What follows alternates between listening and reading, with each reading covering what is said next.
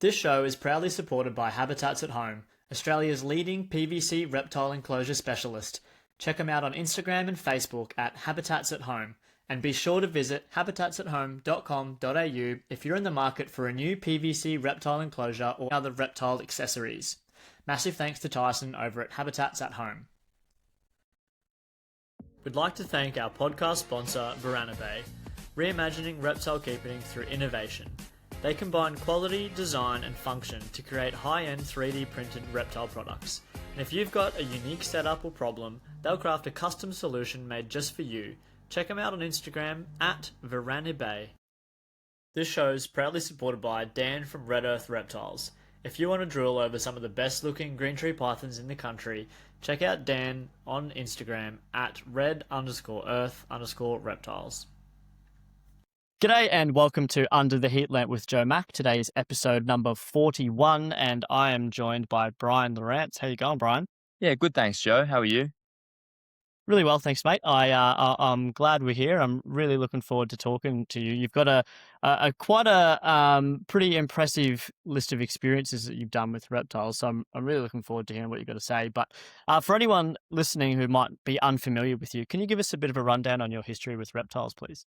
Yeah, for sure. So I started working with reptiles quite a while ago when I was quite young.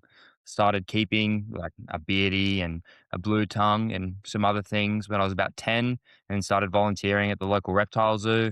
And I did that for a few years and it just really got me really hooked into it. Just having like a community of sort of like-minded people that liked keeping reptiles and were interested in reptiles. And then from there, a couple of years later, I started getting more into the science side of things and started thinking about what can sustain my interest in reptiles and make me money as a career. And so I got really pretty into like conservation initiatives and I started volunteering for ACT government, doing some grassland reptile monitoring projects. And then when I started uni about 3 or 4 years ago, I was doing some part-time contracts for grassland reptile monitoring mainly. And then I've worked those for the last couple of years. That's amazing. How old were you, if you don't mind me asking, when you got into the volunteering? So I was 10 when I started 11 when I started volunteering for the reptile zoo, and then 15 when I started volunteering for parks. Yeah, 15 is amazing. I wouldn't have even considered that parks would, allow that or even take on volunteers at such a young age. Were you a special case or is that a pretty normal thing? I think now that I think volunteering, even just generally, can be a little bit more cagey, especially with younger people. But at the time, it was a mix of both. It was a mix of sort of like gaining the trust of people doing it to sort of prove that I was capable to spend 8 hours in the field and not sort of get upset, annoyed, impatient, or whatever, and just be able to last out there and not become a massive burden. And so, Yeah. I think, yeah, once I'd sort of built a little bit of rapport and got to know some people, it was honestly pretty easy. Yeah, did you know anyone going into that, or did you just sort of cold call them? I had a little bit of mutual connection, so someone who I knew basically through the reptile zoo at the time. Like I had sort of like had mutual friends with them, and I was able to message them and talk to them a bit about their work, and then from there I was able to get a little bit of volunteering work, and then that volunteering work led essentially directly into me getting a contract as well. Yeah, that's unreal. I think volunteering is, well, I haven't done much of it to be fair, but it seems to me to be like the absolute best way to go about getting yourself into any reptile role, like in a zoo or in the field as well, I think. Yeah, undoubtedly. I really think, especially while you're young, you're willing to put up with a lot more and not get paid for it because you'll do something and not get paid anyways, like, especially when you are like under 18. So yeah, I use that. Like, I would just give up my school holidays because I'd be herping anyways. So getting to herp with the government was Oh, felt like a yeah. pretty good shout. Yeah, that's unreal. Man, I'm trying to get my head around that. When I was in high school, there's no way I was giving up my school holidays. Not not that I was doing anything special. Maybe I should have been doing some volunteering initiative stuff, but yeah, okay. So then you went to uni. What did you study at uni? Yeah, so last year I completed my undergrad degree and it was a science degree and I majored in biodiversity conservation and evolution ecology. Congratulations on graduating. That's a damn good feeling. It is, yeah. Um, can you break down evolution ecology? Yeah, so the major is called evolution ecology and organismal biology. So it's basically courses. It's essentially zoology, just with a slightly broader focus. So it sort of focuses on everything from like a little bit of taxonomy, systematics, like the whole tree of life, into like finer scale stuff like conservation management and like practical applications of sort of what animals do. So that was really good, and I got a lot out of it. And then my biodiversity conservation major had a little bit of like policy and legal stuff. So I felt like it was quite a solid combination for going into the field. It seems very poignant for what you are doing now, which is you're still doing. Well, tell us what you are doing now, I guess. Yeah, so I'm taking 6 months off at the moment. So I've finished my undergrad, and then I'm doing honors in July. So I'm not really out of the out of the woods just quite yet. But at the moment, Yeah, I'm working for parks doing grassland earless dragon monitoring contract, and I work at a pet shop as well. yeah, very cool. And obviously, the grassland earless, the grassland earless dragon contract just stemmed from the volunteering work back in the day. And um, is that correct? Yeah, so it sort of went like volunteering work, and then I got sort of not lesser contracts, but more sort of like general work. Like I think the first contract I had was doing a little bit of everything, like collecting some soil samples, checking some tiles, doing some like basic vegetation surveys, and then it became a contract that I was doing targeted surveys for Delma Impar. And then I did that for 2 years, and then I was able to start getting on some of the grassland earless dragon stuff. Yeah. Okay. So what does the grassland earless dragon stuff look like? What does your role really entail? So we have a bunch of different survey methods, and it's really about just finding and assessing the population for to inform policy. Really, so they're a critically endangered species. So monitoring on the ground data is pretty essential to be in real time making decisions that are relevant and helpful to the species. So our role is regularly checking our structures and habitat. So we have monitoring grids, which are like basically artificial burrows that we check. And we also do things like endoscoping. So we have like a plumber's endoscope, which is basically like a long, flexible camera, and we can put those down invertebrate burrows and check if they're there. So their main habitat feature in the wild is invertebrate burrows. And so they will you will find them under tiles and out in the open occasionally, but their core habitat is usually in invertebrate burrows. So a lot of the work focuses around that. So finding them in burrows, measuring the burrows, and just really trying to understand features of the species that have an impact on their conservation. So like trying to dig a little bit and monitor a little bit of their ecology in ways that are relevant to conservation, but ultimately it is just providing long-term data that the government can use to inform their policy decisions. Yeah. Okay. Um, Without the endoscopes, I imagine that your surveys would be pretty uninteresting. Yeah. Are you just marking invertebrate sort of burrows and just going, yeah, maybe? Yeah, a little bit. Endoscope is pretty critical to a lot of it now. Yeah. We have two nice ones, and that's sort of really helpful, and it does sort of change drastically how you do the surveys. One really interesting thing with it is marking the burrows, yes, but the burrows move and they move around the landscape. So depending on like how much rain we've had, how like what's sort of how much like the biomass is coming up, like how much the grass is coming up. It changes like how you're finding burrows and where they tend to be sitting in the landscape, because they don't last for that long. Like usually, one large insect burrow in the soil will not last an entire season, like 6 months max, usually. So they are this fluctuating thing that's quite interesting. And so it's a lot of walking around looking for them. And like a lot of the time, there are certain times a day and certain conditions that it's a lot easier to see burrows. Like when it's full sun and high contrast with shadows, it can be kind of difficult. And so, like a nice overcast day, it makes them stand out a little bit more. And so, yeah, there's so many variables that do impact how we find them. And sometimes you'll get lucky and look down invertebrate burrows with a torch and just see one there. But a lot of the time, they'll be sitting, especially this time of year, a little bit colder, they'll be sitting deeper in those burrows. Yeah, for sure. I do want to talk about the cold at one stage. Mhm. But I'm interested. The earless dragons, they're pretty small little dudes, aren't they? Sort of like 60 or 70 mil snout to vent length.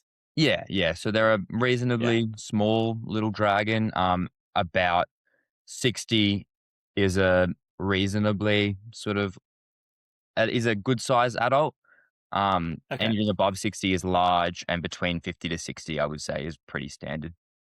Right. And what kind of invertebrates are digging these burrows? I imagine spiders primarily. Yeah, yeah. A lot of it is wolf spiders, but also like it is something that we don't have a super solid understanding on. Um, so there is sort of current research being done into what exactly is building these burrows. Because there's lots of Okay. different burrows. Like you do find wolf spider burrows, and they do definitely make them, and they are definitely important to the habitat. But then there's also questions around like emergence burrows from like grubs and things, and Yeah. yeah, but I wolf guess spiders seem to be pretty cool. I've seen and after speaking to Alex Mitchell as well, like we were talking about before we recorded, there's little artificial burrows that you're making, Mm. and are they implemented around sites where you work as well? Yeah, yeah, they are. Yeah, and so why I'm saying this is that I imagine that these guys wouldn't be super fussy on who or what or how the appropriate habitat came about. They just utilize it if it's there. Honestly, not really. They are reasonably Okay. particular. So they will turn up in our tubes, but a lot of it is depending on the occurrence of burrows around that as well. So, um, if there's less burrows in the landscape, there tends to be less dragons in the landscape. So natural burrows and their presence is very important, and they are reasonably strict on the burrow sort of parameters that they like, the natural burrows that they occur in. Yeah. And parameters like Size and depth width usually. and depth. Yeah. Yeah, yeah, okay. Um how do these guys operate in terms of like their density within an area?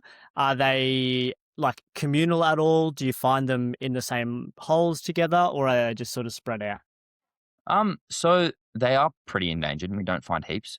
But they're not known to really be communal, but historically they were quite prominent. Like there are sites in the ACT where they were recording over 200 individuals in recent decades, like 2 decades ago, and now they're just not there at all. What's the driving factors towards their extinction?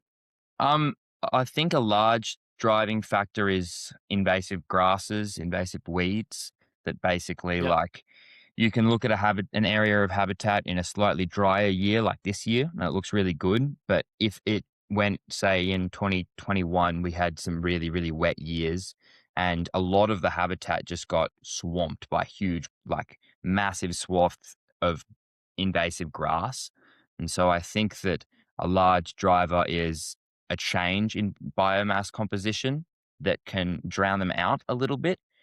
Um, Drought impacts them, and urbanization, habitat clearing is a really big one, as well as I imagine. poor grazing as well. So, managing how grasslands are grazed is pretty important to their continuity. Yeah, right. And the grasslands, from the images that I've seen, I've not seen a grassland eel Australia, but it's mostly kind of, for lack of a better word, pretty desolate. Like the grass is quite short. It's it's not very I don't know, outstanding. Like there's nothing super special about the grasslands from just a naked view. Am I speaking words that make sense? Yeah, yeah. Honestly, I think personally, I've been out there a lot, and I can look at a grassland and you notice the different species compositions, and just from a photo you can be like, that is a beautiful grassland, or that is a crap looking grassland.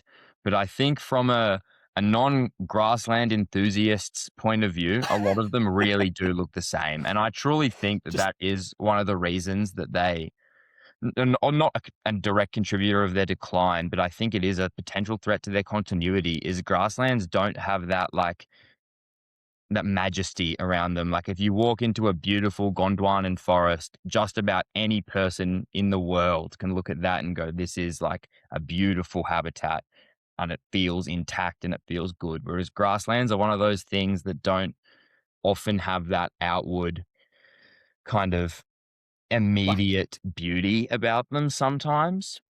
yeah, yeah. And you kind of, it's somewhat, well, firstly, it's amazing that this work is happening and, the government obviously is on board.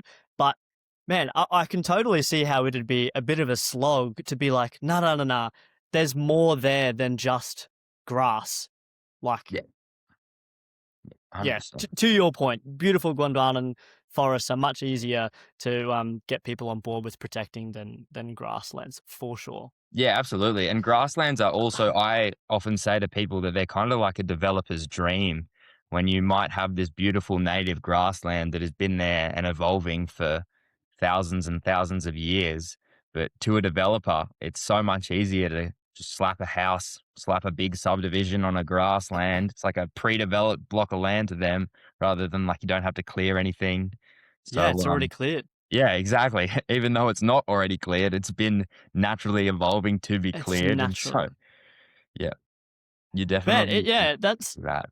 that's interesting, and it certainly makes your job, well, one, more difficult, and two, very important, um, to really advocate for the grasslands. Yeah, That's cool, man. absolutely. I like I it. live in North Canberra, and around there's all these reserves, like our grassland reserve network in the north. And even like talking to people in day to day, like non-ecologist, non-herper people, and yeah, just they often refer to them as just the paddocks that are around there. And like you probably wouldn't refer to like most nature reserves like in the same way, just because they Yeah, often are just seen as these big empty paddocks that don't immediately people don't immediately think that that is in itself a fully functional and important ecosystem. yeah, absolutely.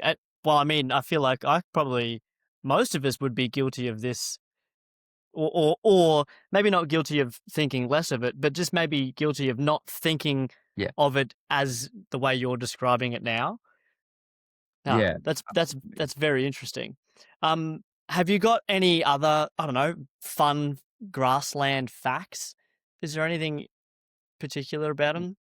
Yeah, I mean, grasslands honestly do host quite a few cool species. Like in the ACT and surrounds, we're situated in a really cool spot where in the ACT itself, the grasslands, like we get a lot of Delma impar, Delma inornata in some of them.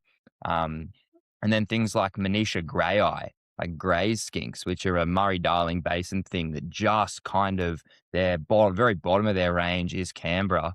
And then as soon as you go to the grasslands, half an hour to the east, just a little bit higher up in altitude, you get a completely different composition of reptiles. Like you get little whip snakes, pseudoflagellum, and you get totally different skinks. You start to get three-line skinks, Acritoskincus deperii, and tussock skinks, Pseudomoya pagansteckeri, and they're not in the Canberra grasslands at all. So I find it really interesting to see those sort of fine-scale herp composition changes across sort of our local grasslands. And then the Monero grasslands again are similar, but they still have that sort of fine scale difference in composition.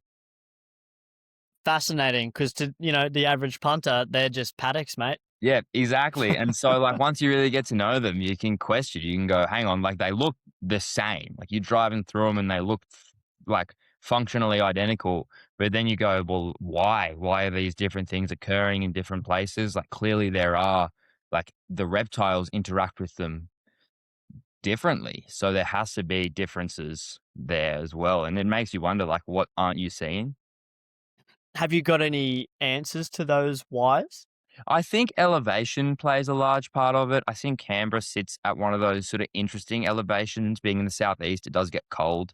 And so the Bungendore, grass around Bungendore, which is like the town just to the east, they are often like they're about like usually about 100 meters to 200 meters higher in altitude. And so I think that that is sort of a big factor. So like 100 meters in altitude is going to get and stay a little bit colder for a little bit longer in the year. And I think that really drives herp composition. Yeah, for sure. And obviously, the composition change is not happening overnight. It's happening over tens of hundreds of thousands of years. So that 100 meters would make a massive difference over the last 500,000 years or million years or whatever. Yeah, 100%. And it can also be sometimes it can sort of change rapidly as well. Like if, say, like there are no little whip snakes in Canberra right now that we know of. Like no one's ever had a record of a reliable record of a little whip snake in the ACT. And if they do, I would love to hear about it. Um, Yeah. but I do truly think that if a lot of them were to be introduced, it would cause an incredible, like a big shift in the composition as well. And sometimes I do think that are there these compositions that have changed rapidly over like a shorter period of time that we might not have noticed before, like data collection happened and things too. Yeah. These are fun things to ponder. So, I'm excited because I think you're excited. It's awesome, man. absolutely. Grasslands. Yeah, this is fun. But we do have other topics to talk about. You're doing some work on green and golden bell frogs as well. Yeah, so I'm actually about to start my honors in July with the Fenner School at ANU with Ben Shiel looking at bell frogs. So we're going to be doing a large scale sort of survey of their range and look at um, historic sites where they have been found and sites where they are currently found and collect some environmental data as well as whether or not we're finding them and how many we're finding to do a bit of a larger scale investigation into how chytrid fungus affects them and factors around where they live. So one thing about chytrid fungus is that obviously colder areas are not very chytrid tolerant. Cold areas love chytrid fungus. And so you'd know that with all of the Atherton frogs, all the higher Queensland endemics going extinct first. And the chytrid fungus also really does not like salinity. So salty areas tend to be more of less of a hotspot for chytrid, so less chytrid fungus in saline areas. And so we're kind of testing whether green and golden bell frogs strictly follow those rules and sort of how those different factors interplay. Because if you assume that cold is bad, so the warmest area and the saltiest area where bell frogs live, you should hypothetically be seeing the most. So we're going More to bell be frogs. sort of Yeah. testing that about like, are there more factors that influence chytrid as well? And I've also been helping alongside a larger project through the University of Canberra that is reintroducing bell frogs into the ACT. So they were here, Yeah. prominently here in Canberra, in urban dams, ponds, creeks. Actually, Murray Littlejohn during the 60s has a journal note where he was taking time to study at ANU and listening to the bell frogs at ANU. And they Wow. haven't been recorded in ANU, in the ACT for at least 40 years. Yeah, right. So what's the risk of these frogs being reintroduced and then just taking a hit from chytrid?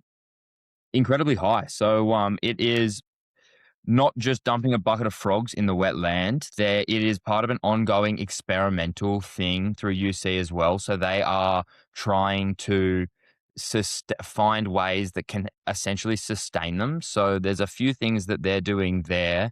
They have proved that, like clinically, there's proof that frogs that sit in salt can essentially clear chytrid, and Yeah. also warm places. So two of the implementations at our sites are salty ponds. So we've dug these basically like maybe 2.5 meter across, half a meter deep ponds next to the main wetlands, and they're slightly salty.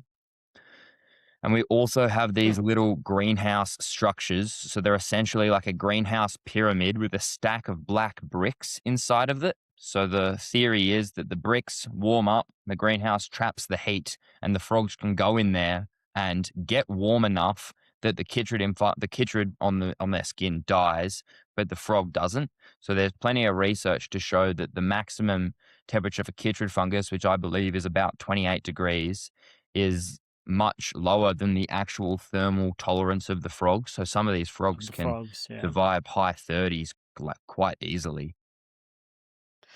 That's amazing. So yeah, okay.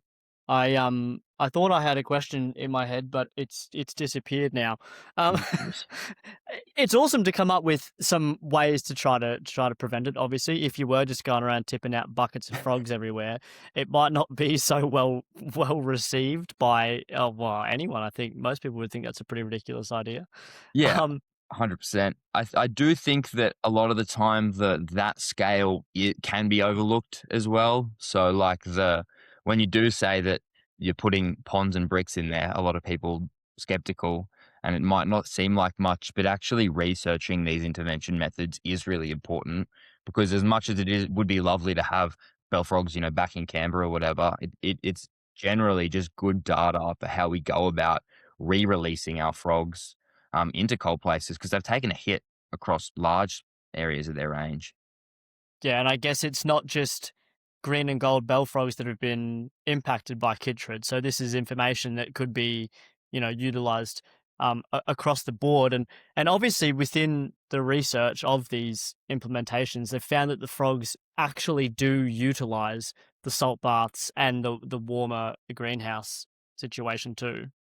Yeah, yeah. So they definitely do use them. Getting them to be the feature in the landscape that they use the most can be difficult. So driving them to actually truly have them as their core habitat, especially for the greenhouses, can be tough. Like, it's an area that as you'd know, with keeping anything, you want them to use it.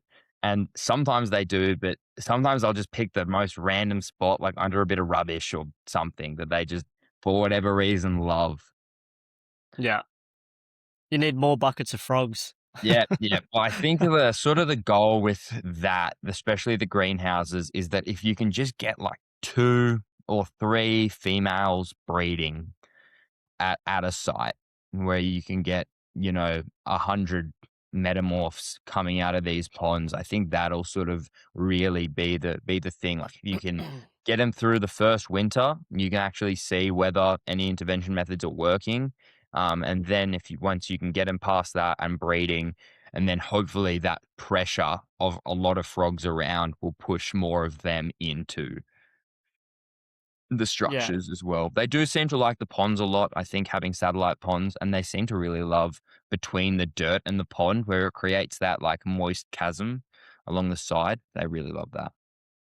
So in the studies done with these implementations, frogs, are they being like what's the word? I don't want to use the word infected, but I guess it's the right word. Are they being tested with actual chytrid fungus Yep. or Yeah, or a yeah. similar thing? Yeah. So, at quite a few universities, frogs are infected with actual chytrid fungus. Okay. Most universities studying it will be culturing their own chytrid fungus and Yeah. introducing it to these frogs. And it has been shown that you can clear chytrid fungus using heating. Hitting and yeah, and the salt too. That's amazing. That's incredible. Um Epic. Where are the frogs coming from? So, Like who's producing them? so all of the frogs from the University of Canberra, I believe they are frogs from Symbio Wildlife Park. Okay. Yeah. And they are individuals originally from Newcastle. So there's like a Right. huge, big swamp in an industrial area in Newcastle that's been extensively studied. Its bellfrog populations have been monitored for many decades. And yeah, so those stock come from there. It is quite unfortunate that bellfrogs from the local region were never kept and bred. There was one Yeah. extant population not very far from the ACT, like less than 15 kilometers from the border, up until the late 2010s that was there, and they never got collected. Yeah. So we A missed shame. out A on damn having shame. it is a damn shame, and so, yeah, we missed out on having local genetic stock, to be reintroduced, and so, yeah, I am quite interested to see how they do go in the long term with being individuals from a different area. But they do live and breed outside at the university, so they have, like, a full outdoor, like, pit for them that they breed them in, Awesome. Yeah, so yeah. they do well there. So that's awesome. Is there a timeline for this? Um, so I think that yes and no, like, I assume that, like, funding never lasts forever, For but sure. now we've put them in, and I think it'll be sort of within the next sort of 2 to 3 years, you'll be able to tell the viability of the project. Very cool, man. That's very exciting.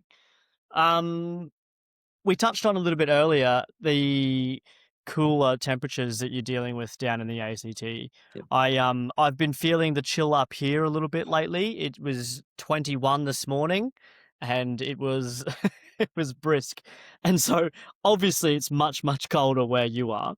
I want to know how. Well, you obviously do quite a lot of herping recreationally as well as vocationally. How does the cold weather impact how you herp? And maybe I guess what a better question would be is, how do you modify your herping techniques throughout different weather conditions in the ACT?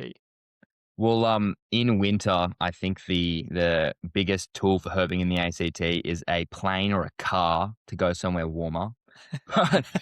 Um, sort of, yeah, from this time of year, like May to August, you do see some things out occasionally, and like you'll find like there's winter breeding frogs that you'll find in frosty ponds, like whistling tree frogs and crinia will call all year, and there are some species like that. But yeah, reptiles really do shut down. I've always kind of enjoyed it. It kind of sometimes, especially when I was younger, made the fruit a little bit sweeter because you have to have that sort of like 3 months off. So, you'll Yeah, learn how to go birding, like fishing, rock climbing, like just something different for the winter. And then by the time yeah, like September is you're getting those like 21, 22, 23-degree days where it's warming back up a little bit. You're itching for it. You can feel it's coming. So yeah, I always found that it kind of having to have a break made it feel a little bit better when the weather was back there, gave you time to sort of sit down and plan. But now yeah. that I'm a little bit older and obviously have a car and stuff, I'll usually try and organize at least one trip over winter where I'll go somewhere a little bit warmer and still get to get my reptile fix in. Yeah, I like what you said there. It's like I can imagine the absence of herping for a few months. You'd just be so fired up by the time, like you'd be checking the weather apps, being like, "Yes, 21 next week, boy. We're going looking for, I don't know, diurnal elapids or something." Yeah. But I also think that sometimes that I don't want to say it works in your favor, but it's just a totally different technique to here because August and September, like nothing really changes too much. Yeah. So when spring's coming around down in the colder areas, that's when things are going to be active and you are going to have a much better chance at seeing things. But I guess up here, you have to change your targets throughout the year because it's kind of pretty similar Yeah. herping conditions for the most part up here year And like, round. don't get me wrong, like you can go like flipping rocks and whatnot in the middle of winter and dig up sleeping reptiles. And I haven't done anything like that in a long time. I always find that finding an animal in winter is just sad. Like Yeah, it is like you can do it, but it always feels better to do it sort of in spring when it feels less destructive and feels more sort of like the animal is doing its thing. It's not being awoken yeah, randomly, especially when yeah, you sort of get animals in Canberra.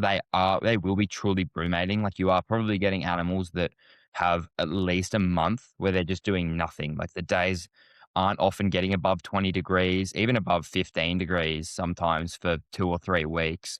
And so these reptiles are fully shut down. So yeah, leaving them alone in winter is usually the best way to go. I would 100% agree with that. I mean, flipping rocks can be destructive at the best of times, let Yeah. alone harassing a poor little Delma or something that's just trying to snooze for a month or so. Yeah, Um, exactly. Now, you clearly took a liking to herping Canberra, and you thought that there probably wasn't enough um, publications around it. So you and Wes and Bridget did something about that. Yeah, we did. So we wrote a field guide, and that came out in September last year. Um, and yeah, so there is an existing or two existing field guides on the ACT. There was one that was first written in the 70s that did like the ACT and the region. And then there was another one first written in 2004 and then revised again in 2012. And then about 10 years later, Wes and I started writing one. So we sort of started the idea and thinking about it and opened a Word document and wrote a few things in about 2019.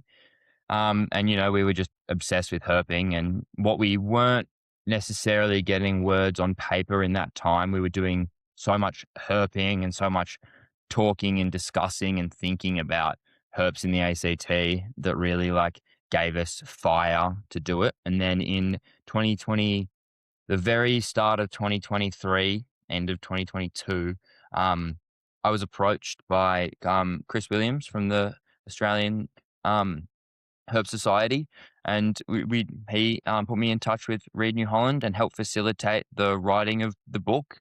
And so that was when Traction really got a hold of it, and our knowledge and our photos and our herping really was able to come to fruition in terms of an actual book.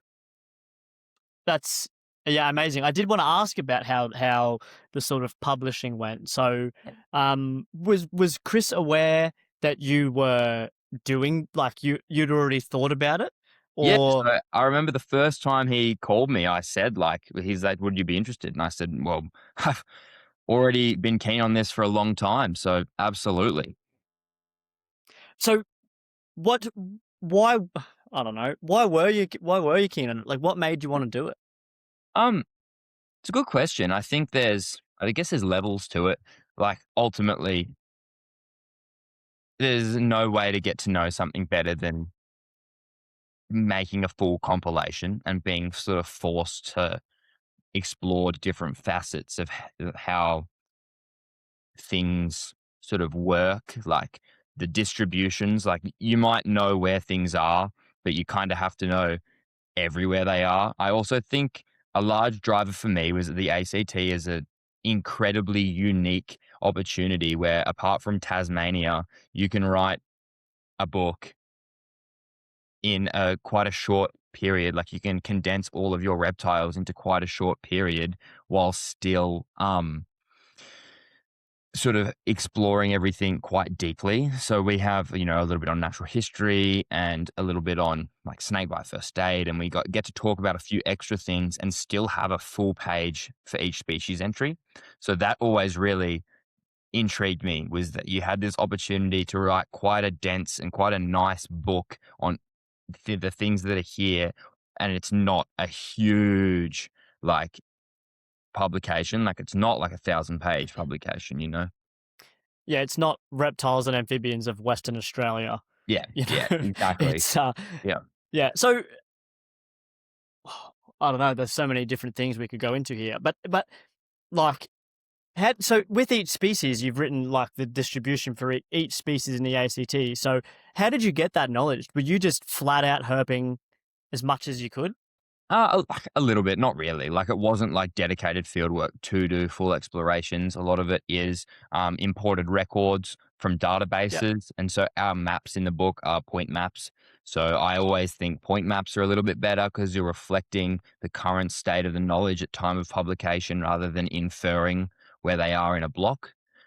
And yeah. so, yeah, we just used the existing records and added all of our own records to that as well. Yeah. And in terms of photography, it's mostly your guys' imagery in the book?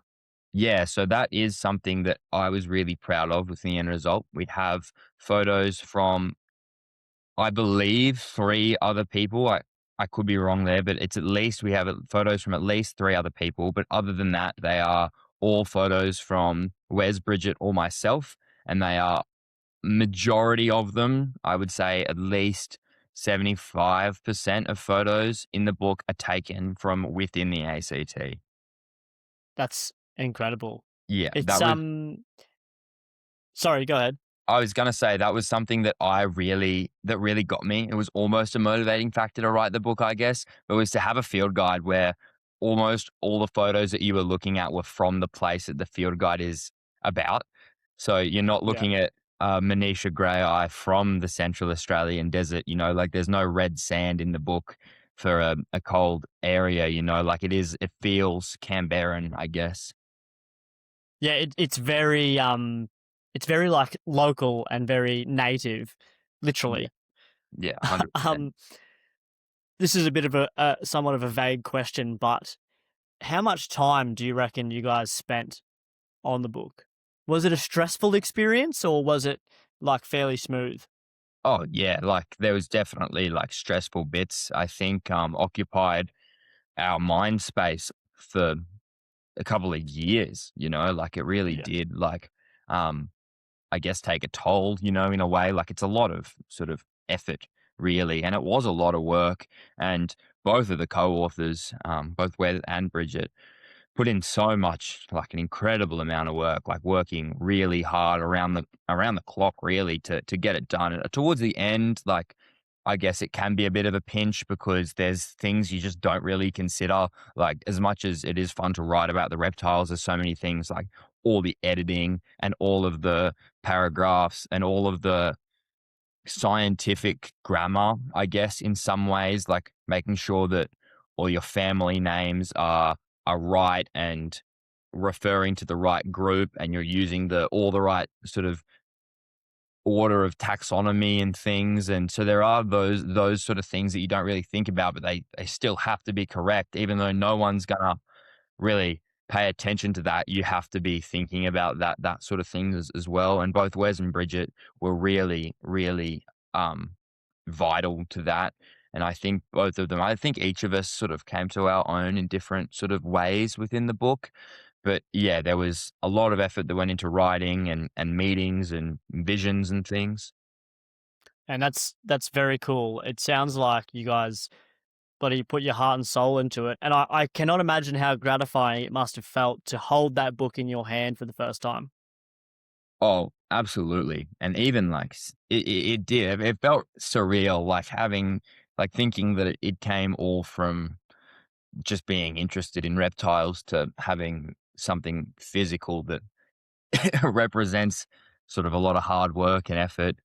It was pretty crazy. Plus, towards the end, it's always like there's always going to be a back and forth with the publishers. Like, like they send you the finished product, and then you find a bunch of mistakes, and they send it back, and then you keep going back and forth. And so to finally have it, it did feel weird that like you didn't want to look for mistakes or anything, like Yeah, yeah, yeah. like now that it was there, like your brain just switched modes. You went from like really scrutinizing the work to then really like appreciating what had been done. Yeah, it's like a hard cut off. No, it's done. Yeah. There's no Yeah. more work anymore. It's all finished. Unless you guys decide to revise it in a few years or something silly like that. Ironically, we were at Oh no. the Australian Society of Herpetologists meeting when Wes and I, and we submitted our like final thing. Um, we were looking at the final draft, and then we were speaking to someone else, and we found out that the day that we were submitting the final manuscript, the full Latoria revision was coming out. Oh So no. basically, day of submission, the our book was outdated. To, but I mean, to be fair, it probably would have. Oh, it probably wouldn't have been that too much work. You would just had to change a bunch of names. But Yeah, what do you we do? both all three of us unanimously agreed that there was They're tree frogs. Yeah, no, It no still makes thanks. Yeah, sense. yeah, yeah. Yeah. Yeah. Now, you guys are pretty young. Do you reckon there are any younger authors to field guide books out there? Oh, yeah, I'm sure there are, especially for things like insects and plants. Like there are plenty of young people who are really into their little niche that doesn't really have that many other people super into it. I think that being sort of super young can often be a bit of a unique experience. Like when you are that sort of like 15 to 20, I'm obviously in a great position. Like I have super supportive parents and they've always been super helpful and really like keen to see me succeed in the field. And so that has always helped. But it is like being that age is a unique opportunity where you just get to you're not worrying that much about working a lot of the time and you can just really go all in and research as much as you can. And so I think Yeah. that there honestly, there probably is authors younger, similar age, a little bit older, doing field guides and stuff. And I know of a couple. I don't know of anyone younger. I don't think, but I definitely do know of like people similar age doing these sort of things. And it is really awesome to see that there is sort of gonna be continuity because when you see people doing that sort of thing now, you are almost a little bit assured that in 5, 10 years there will be people that whether it's those people doing the work or the next lot of people inspired by their work, yeah, it's nice to see that hopefully that sort of means there's some continuity going forward. Yeah, it's very cool, man. It's very cool. And it's like it's hyper niche, I would say. Within like reptiles, it's right in there. And just similar with other topics as well. It's exciting to know that there's young people coming through that are interested in that sort of thing too. But I was flicking through your Instagram a bit earlier, and you've taken a lot of fantastic photos and of some pretty rare animals too. I would say like the border thick-tailed geckos, very cool, Yep. the black palm rock monitor. But one image I couldn't scroll past was the superb dragon, Yep. which I'm terribly fond of, but some listeners might not be aware of it. Can you tell us about superb dragons and then the story about how you photographed one? Yeah, for sure. So superb dragons are like probably the oh, sorry. I thought I had a copy of a Wilson and Swan with one on the front right next to me, but it's the other edition. But they're a bright green dragon lizard, and they're pretty cool. They're pretty long. The one we got was at least 25 centimeters long, maybe Wow. probably less than 9 centimeters of body, and just the rest tail. Like they have these huge long tails, and they are really sort of yeah. There you go. There's my dragon. And they are these stunningly green lizards, and this one is a little bit annoyed because I'm taking a photo of it, so you can see it's starting to get a little bit dark. They change color incredibly rapidly when they get defensive, but they are truly bright green, especially when you first see them, and they're just camouflaged in. And we found that one in the central Kimberley, so that was on a research trip with ANU. Um, we were doing some collecting of prickly geckos and Gahira, and we had a night up in the central Kimberley where we were looking for a couple of Gahiras and some Heteronodia, and we found that. We saw it. Wes actually found it in sleeping in some spinifex, and then yeah, we were able to get a couple of photos, and it was an incredible lizard. It was such a sight to behold. Yeah, they're incredible. And green is just not a very common color, at least for lizards, certainly lizards in Australia. So, um, yeah, unreal. And fantastic name too, Diporifera superba. Yep. I'm a fan. Plus Um, green to it, that magnitude as well. Like it's not a dull green. It's an incredibly it's impressive and beautiful vibrant. green. Yeah, yeah, definitely. Is there or are there any other sort of lesser found reptiles that um live rent free in your brain? Is there anything that you're out there, you're really keen to find or photograph one day? Yeah, 100%. My brain space is usually at least 10% occupied by the next lizard I want to see. But I think Good. Araya, the McIlwraith leaf-tailed gecko, is the lizard that I want to see before I die. I think I'd Before you love die. yeah, I'd love to get involved in some sort of formal sort of survey or some collective group action just to behold one. I think that a true sort of monster of the night, rare, big leaf-tailed gecko in an incredible spot. Like the McElwraith Range seems so beautiful, and it does have that allure because it is obviously an IPA and restricted access. And so, I think that one day being able to be granted access and granted permission to go and see one would be incredibly phenomenal. I've also heard they're quite thin on the ground, even where they are, so it would be pretty cool.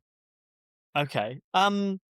Yeah, I guess for anyone listening that might not be aware, why is it so monumental? And I guess what would it take to actually get there? Like, what sort of protocols and procedures do you think it would require to get one of those guys in your Yeah, headlamp no, I view? think they're quite monumental because they're a very out there lizard. They're not really closely related to anything.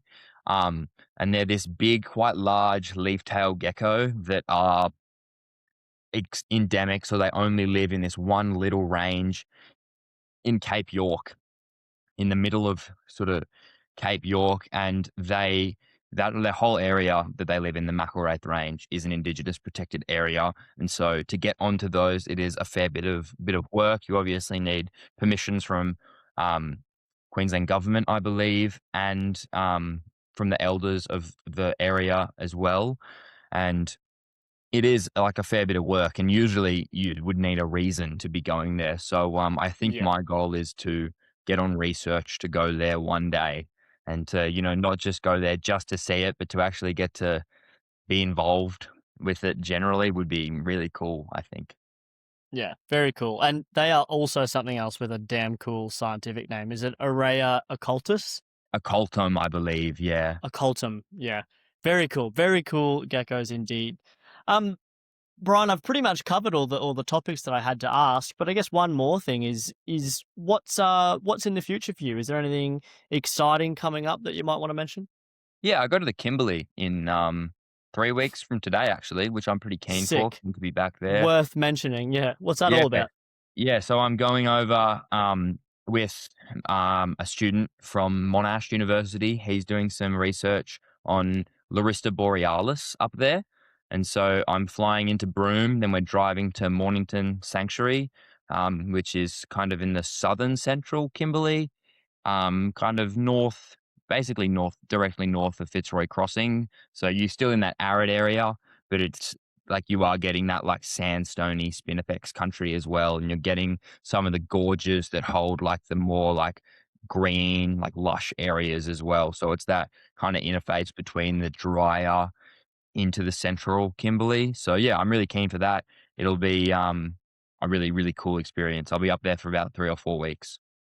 Oh man, that's incredible. And I guess what are some sort of, because you'd be focusing on the Larista, what are some sort of incidental herps that you're really hoping to come across there? Any major targets?